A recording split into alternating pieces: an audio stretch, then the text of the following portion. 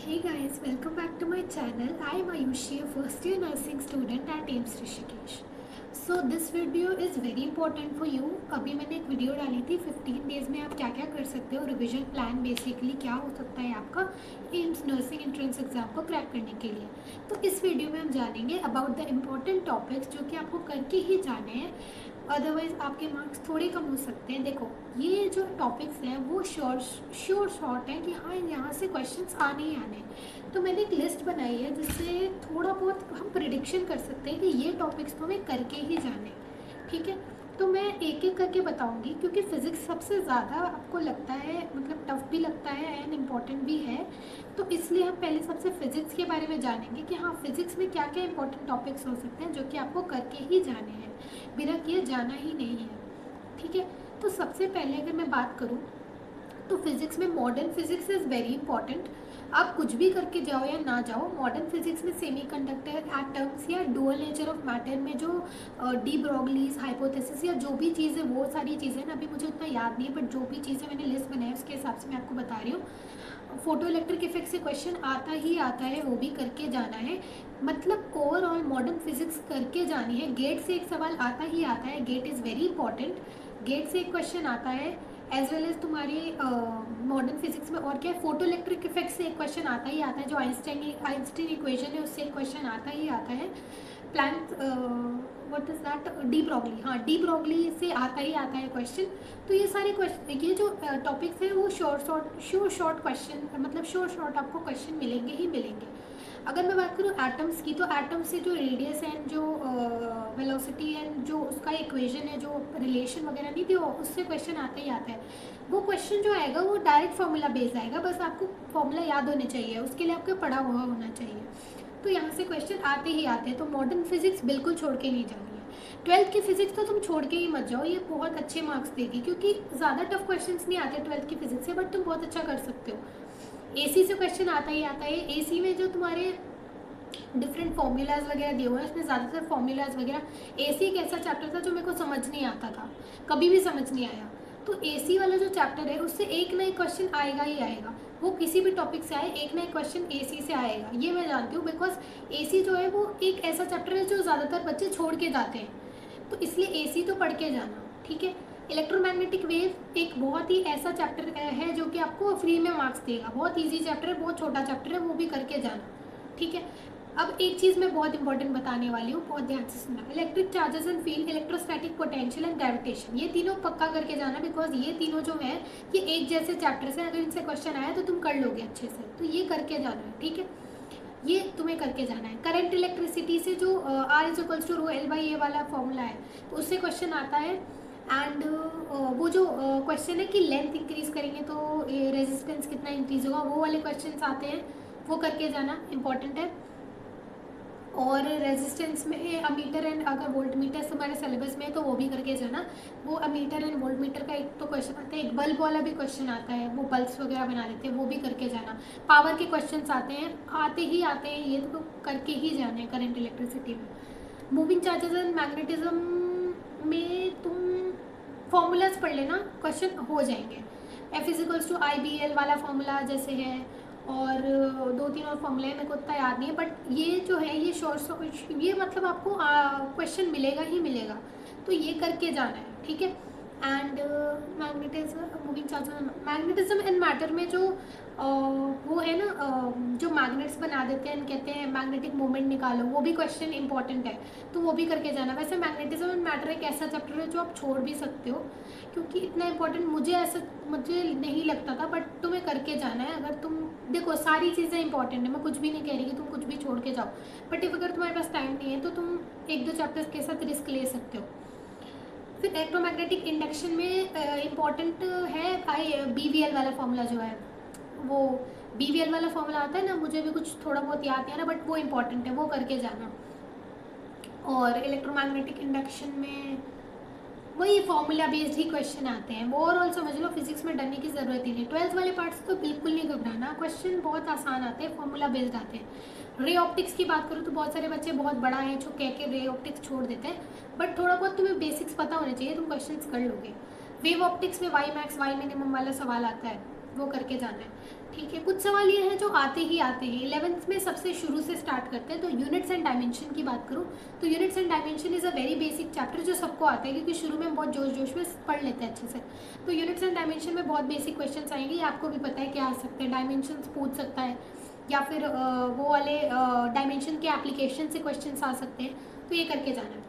ठीक है, काइनेमेटिक्स से क्वेश्चंस आएंगे ही आएंगे, काइनेमेटिक्स छोड़ के नहीं जाना है। काइनेमेटिक्स से किसी भी तरह का वो वाला क्वेश्चन आ सकता है जो रेशियो पूछता है कि किसी बॉल को हमने नीचे से ऊपर से फेंका तो इस रेशियो बताओ मेरे को इसके गिरने, कुछ ऐसे टाइप के क्वेश्चन होता है, वो पक्का आता है। वो जो रेशियो आता है जिसका 1:3:5 रेशियो होता है, और कुछ इस टाइप का क्वेश्चन जो होते हैं वो आते हैं। और एक क्वेश्चन और होता है जिसमें हम V1 V2 V3 निकालते हैं, इतने टाइम में इसकी वेलोसिटी कितनी थी, ऐसे करके एक ट्रक जा रहा होता है, कुछ ऐसे करके था क्वेश्चन। डिस्टेंस कितना होगा, डिस्प्लेसमेंट कितना होगा, क्योंकि ट्रक आया गया, डिस्प्लेसमेंट 0 हो गया, डिस्टेंस कितना ट्रैवल करेगा, वैसे टाइप के क्वेश्चन आ सकते हैं। ठीक है, प्रोजेक्टाइल मोशन करके जाना, प्रोजेक्टाइल मोशन से क्वेश्चन आते हैं। ठीक है, प्रोजेक्टाइल मोशन में कितने डिग्री पे मैक्सिमम प्रोजेक्टाइल होता है वगैरह जो बेसिक है वो करके जाना।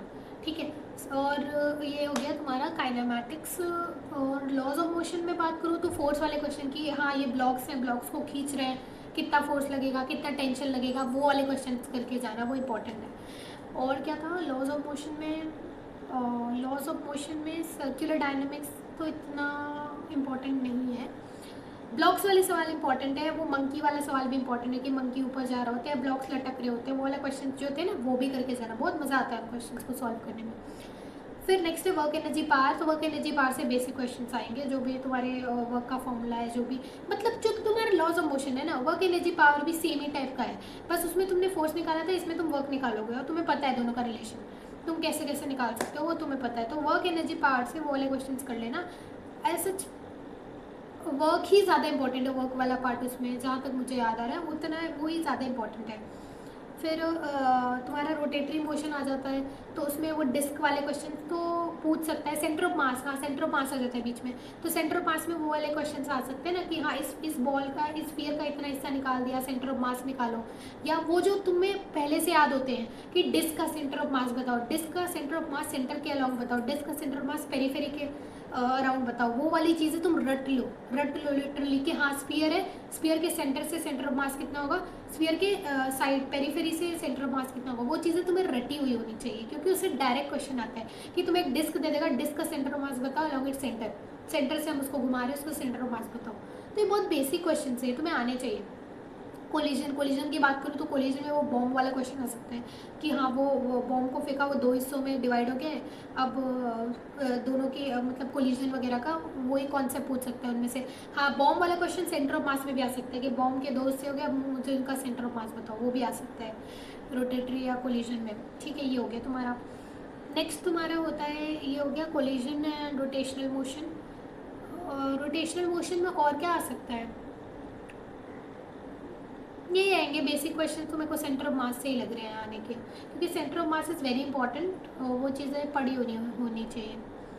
ग्रेविटेशन मैंने तुमको बता ही दिया। Solids is a very important chapter.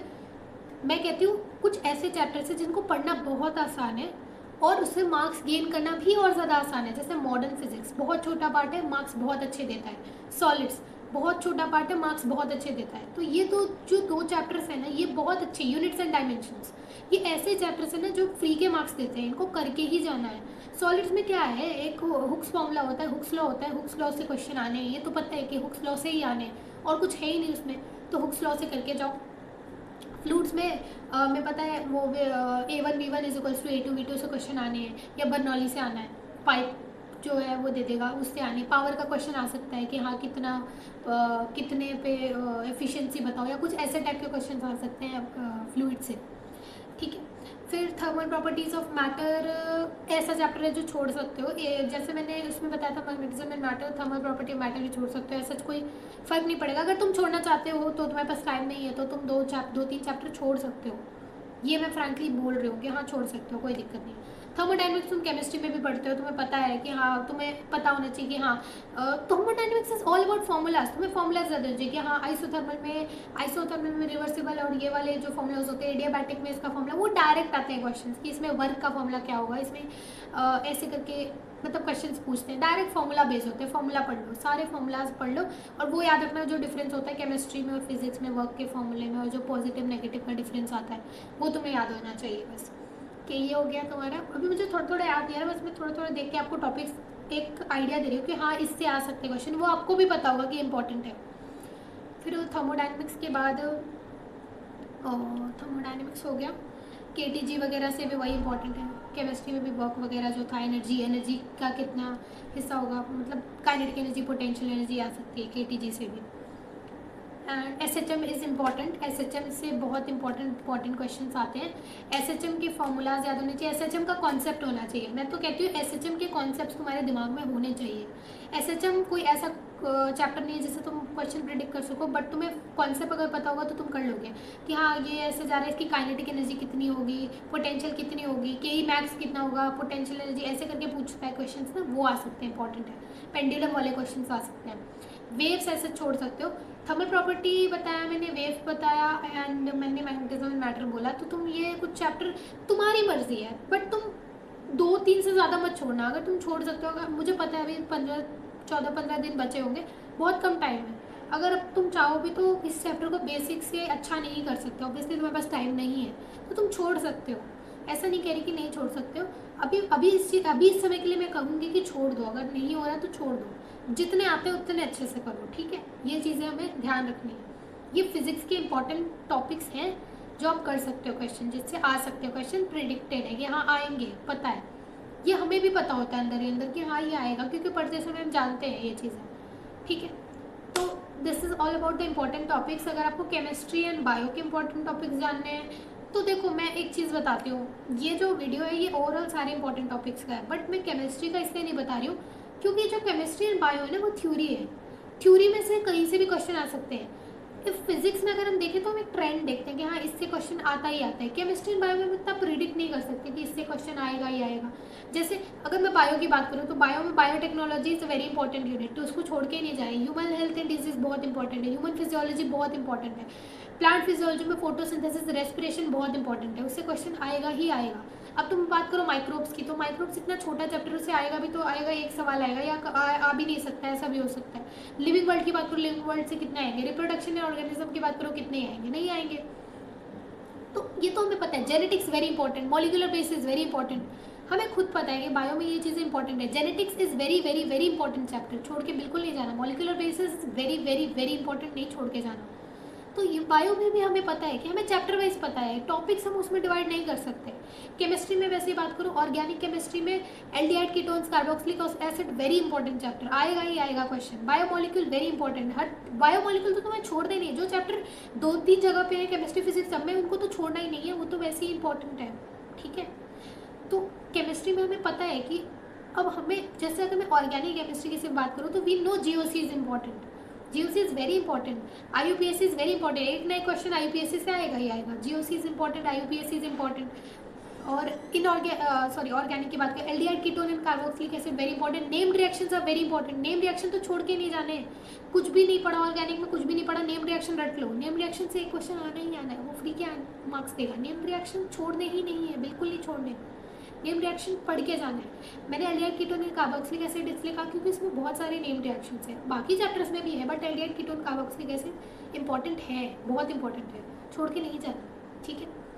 And ये ऑर्गेनिक हो गया। इनऑर्गेनिक की बात करो तो इनऑर्गेनिक में जो केमिकल बॉन्डिंग है वो बहुत इंपॉर्टेंट है। बिना केमिकल बॉन्डिंग पढ़े तुम कुछ भी नहीं, अगर तुम्हें केमिकल बॉन्डिंग आती होगी बाकी चीज़ें नहीं, तुम थोड़ा आइडिया लगा सकते हो वहाँ पे कि हाँ ये चीज़ ऐसे हो सकती है, ये चीज़ ऐसे तो नहीं होगी, तुम एलिमिनेशन कर सकते हो ऑप्शंस की। लेकिन बाकी चैप्टर पढ़े, केमिकल बॉन्डिंग नहीं पढ़ा तो बाकी चैप्टर भी नहीं समझ में आएंगे, केमिकल बॉन्डिंग भी नहीं आएगा, क्वेश्चन दोनों से ही नहीं होने। तो केमिकल बॉन्डिंग इज इंपॉर्टेंट। पता है इनऑर्गेनिक बहुत खराब है, तो केमिकल बॉन्डिंग और कोऑर्डिनेशन पढ़ के जाओ। Coordination is very important, coordination question आता ही आता है। कोऑर्डिनेशन और केमिकल बॉन्डिंग एटलीस्ट पढ़ के जाओ, अगर नहीं आती केमिस्ट्री में इनऑर्गेनिक तो, ठीक है। फिजिकल की बात करूँ तो फिजिकल में थर्मोडायनेमिक्स इक्विलिब्रियम छोड़ना ही नहीं है, क्योंकि थर्मोडायनेमिक्स तो 2 जगह पे है, वो तो वैसे ही इंपॉर्टेंट है, ठीक है। सॉल्यूशंस छोड़ना ही नहीं है, एक क्वेश्चन आएगा ही आएगा। अरे तुम सॉल्यूशंस छोड़ो, तुम जो मोल कॉन्सेप्ट है, मोल कॉन्सेप्ट बहुत इंपॉर्टेंट है। मोल कॉन्सेप्ट से एक सवाल भी नहीं 2-3 सवाल आ जाते हैं कभी कभी उठ के सीधा। मोल कॉन्सेप्ट से क्वेश्चन बहुत इंपॉर्टेंट है, मोल कॉन्सेप्ट बिल्कुल नहीं छोड़ना। सोल्यूशन फिर भी ठीक ठाक है, केमिकल काइनेटिक्स ठीक ठाक है, इलेक्ट्रोकेमिस्ट्री नहीं छोड़ना है, इलेक्ट्रोकेमिस्ट्री भी इंपॉर्टेंट है, एक क्वेश्चन आता है इलेक्ट्रोकेमिस्ट्री से भी। तो ये सारे टॉपिक्स जो है वो हमें पता है कि हाँ इंपॉर्टेंट है, इनसे क्वेश्चन आने, क्योंकि हमने बहुत प्रीवियस ईयर क्वेश्चन लगाए, हमें पता है कि ये चीज़ें आती हैं, ठीक है। फिर भी हम थोड़ा थोड़ा लापरवाही कर देते हैं, हम थोड़ा चीज़ों को नहीं समझ पाते उस वक्त, हमें लगता है कि नहीं आएगा, क्योंकि ऐसा है तो हम बच्चे कि हमें नहीं पता कि क्या आएगा क्या नहीं आएगा। बट ये जो समय है ना 15 दिन का लास्ट का, वो स्मार्ट वर्क का है। हम जितना स्मार्ट वर्क करेंगे उतना बढ़िया आएगा हमारा रिजल्ट। ऐसा नहीं कह रही कि हार्ड वर्क नहीं करना, हार्ड वर्क के साथ स्मार्ट वर्क करना है। हमें पता होना चाहिए कि क्या टॉपिक्स हमारे लिए इंपॉर्टेंट है, क्या चीज़ें हमारे लिए इंपॉर्टेंट है, क्या चीज़ आ सकती है एग्जाम में, ठीक है। तो ये चीज़ को हम माइंड में रखते हुए अपनी प्रिपरेशन को और अच्छा करेंगे इन 14-15 दिनों में, और बहुत अच्छा देंगे एग्जाम को, बहुत अच्छा होगा हमारा एग्जाम। और स्ट्रेस बिल्कुल नहीं लेना है। अगर तुम्हें कोई और वीडियो चाहिए तो तुम कमेंट सेक्शन में बता सकते हो।